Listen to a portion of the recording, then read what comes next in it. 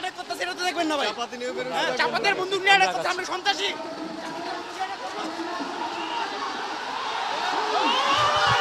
পরিস্থিতি একদমই নিয়ন্ত্রণের বাইরে এখনকার যে অবস্থা এবং শিক্ষার্থীরা আপনারা কি এখানে কি অবস্থা আমরা প্রথমে শান্তিপূর্ণ একটা অবস্থানে ছিলাম, ৭১ হল থেকে চাপাতি আর চাইনিজ কোরাল নিয়ে আমাদের অ্যাটাক করা হয়েছে, তারপর আমরা ছত্রভঙ্গ হয়েছি।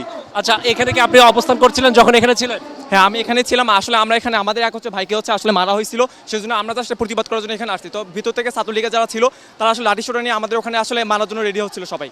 অর্থাৎ আজকে যে আপনাদের কর্মসূচি ছিল সেই কর্মসূচিতে যেতে বাধা প্রদান করা হচ্ছিল? হ্যাঁ বাধা প্রদান করা হতো, সেজন্য আমরা আমাদের যারা ছিল সহকর্মী তাদেরকে আমরা হচ্ছে বের করে নিয়ে আসার জন্য আসছিলাম আর কি।